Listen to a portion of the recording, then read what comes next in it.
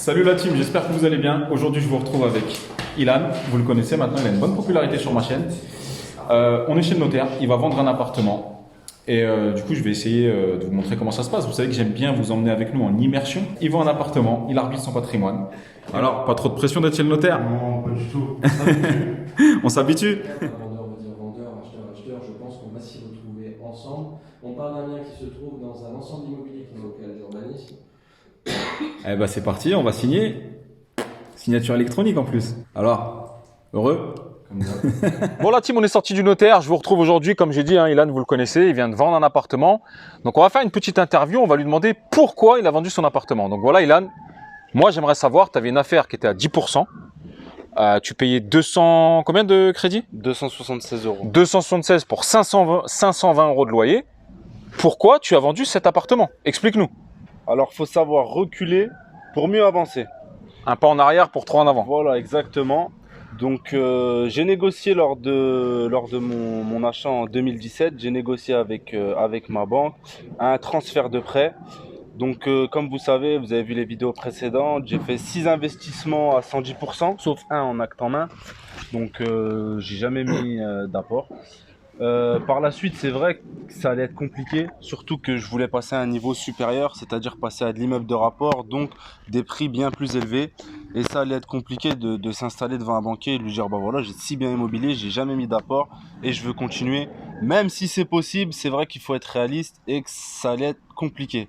Donc ce que j'ai fait, c'est que j'ai négocié une clause de transfert de prêt. C'est-à-dire que au cas où je vends, je m'engage à racheter un bien ou des biens et je ne suis pas dans l'obligation de solder mon prêt en attendant de réinvestir. Donc c'est ce que j'ai fait. J'ai vendu mon bien hier au prix de 55 000 euros. Tu avais acheté 43 000. 43 000, oui. Avec les frais de notaire et les travaux, on était aux alentours de 49 000, 50 000 euros. Donc voilà, donc j'ai vendu 55 000 euros. Donc là, vous allez vous dire, ah, il n'y a pas de plus-value vraiment intéressante. C'est vrai, vous avez raison. Mais je vais vous expliquer pourquoi j'ai fait ça. Il y a quand même 5 000 euros, plus ça fait 2 ans et demi que tu voilà, amorti. en 2 ans, 2 ans et demi que j'ai amorti. Alors, c'est pas une plus-value de dingue. J'aurais pu faire mieux, mais je vais vous expliquer le principe. Mais dans ta stratégie, comme tu as dit, un pas en arrière pour 3 en avant. Voilà. Un pas en arrière pour 3 en avant. Donc j'ai négocié ça. Et maintenant, ce que je compte faire avec cet argent, c'est de pas m'acheter un Range Rover, c'est de pas m'acheter une voiture. Surtout pas. Surtout pas, voilà. C'est d'investir cet argent, de mettre cet argent comme apport pour des futurs investissements, de l'immeuble de rapport. Et là, j'aurai vraiment le cash, l'argent nécessaire pour pouvoir mettre les frais de notaire. Et ça serait beaucoup plus facile au niveau du banquier, mon dossier au niveau du banquier, avec ma connaissance, mes connaissances. Donc voilà, c'est pour ça que j'ai fait ça. Et j'espère vous revoir dans quelques temps pour des nouvelles vidéos. On va faire une vidéo, ouais. Avec mes nouveaux investissements, si j'ai réussi à mettre ce que je veux en place. Mais normalement, ça devrait Normalement, ça va le faire. Parce Ouais. que tu es un champion. Et lorsque je l'ai fait acheter, que je l'ai formé, il faut toujours anticiper, avoir un coup en avance. Et je savais qu'à un moment, il allait avoir le même parcours que moi. C'est-à-dire qu'il allait se faire le socle, la base sur du studio du F2 et que très vite, il allait vouloir passer à de l'immeuble de rapport. Ce qui est aujourd'hui le cas. Seulement, je savais qu'on ne pourrait pas faire des 110% tout le temps. Et donc, sur une banque, on a réussi à négocier une clause de transfert de prêt. D'accord? Donc, je vais vous montrer à quoi ça ressemble. Est-ce que tu as l'offre? On a gardé l'offre initiale. C'est compliqué à vous montrer de loin. Bon, je vais lire ce qu'il y a écrit. Ouais, voilà, lis. En cas de vente à l'amiable, l'emprunteur ne sera dans l'obligation de solder son prêt dans le cas unique où il s'engage à réacquérir un bien immobilier. Donc maintenant, apparemment, c'est une clause qui se négocie un peu moins. D'après le courtier qu'il y a dans mon réseau, là, dans la team NPR Né pour réussir, je l'ai eu récemment au téléphone, il m'a dit que ça se négociait un peu moins. Après, ils peuvent le faire avec une caution. Oui, alors, après, vous pouvez le faire avec une caution. Comment ça se passe? Je vous explique. Si vous avez une caution et que vous n'êtes pas passé par une hypothèque, théoriquement, le notaire va vous rembourser vous. Va vous rembourser vous et vous êtes censé rembourser la banque. Il y en a qui ne remboursent pas la banque et qui se servent de ça pour racheter un bien immobilier. Je ne dis pas qu'il faut le faire ou qu'il ne faut pas le faire, je dis que c'est borderline.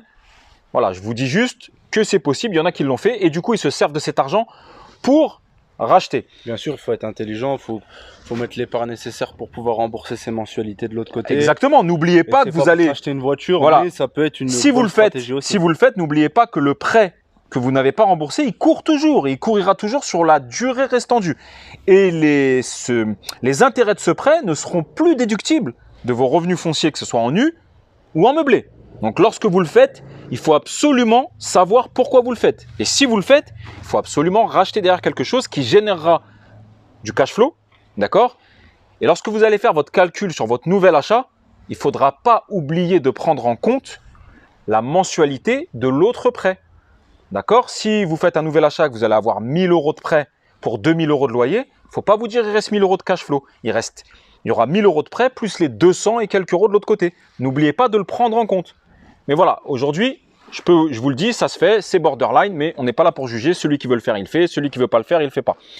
Le mieux, c'est de négocier une clause de transfert de prêt comme il a fait. Du coup, aujourd'hui, il a eu l'argent sur son compte. Il a eu... 3 000 €. Il y a combien qui ont été versés du notaire? Bah attendez, j'attends, j'ai le détail. Voilà, Voilà. l'acte notarié. Et voilà ce qu'ils t'ont versé sur ton compte, 51 300 et des bananes. Maintenant, il va s'en servir pour acheter un immeuble de rapport. Voilà, surtout si vous faites ça, il faut faire un pas en arrière pour 3 pas en avant. D'accord ? Reculer pour mieux sauter. Reculer pour mieux sauter. Comme d'habitude, je voulais vous emmener en immersion. Je vous montre du technique, du pur immobilier. La théorie, c'est bien, mais la pratique, c'est mieux. Donc, je voulais vous montrer tout ce qu'on pouvait faire. Donc, Ilan, je suis très content. Tu vas partir sur un immeuble de rapport. J'espère qu'il y aura des prochaines vidéos. Voire plus. Ilan, je te le dis, tu es mon poulain. Tu es en train de... Bientôt, tu vas me dépasser si tu continues. Non. Les calculs sont pas bons, Ilan. Ilan, je veux que tu me mettes des paillettes dans ma vie, Ilan. Prends des immeubles. On vous laisse sur ma chaîne, on rigole, on fait de l'immobilier, mais on se marre bien. Si tu veux nous rejoindre, n'hésite pas, le lien est sous la description. À très bientôt la team. Ciao. Personne.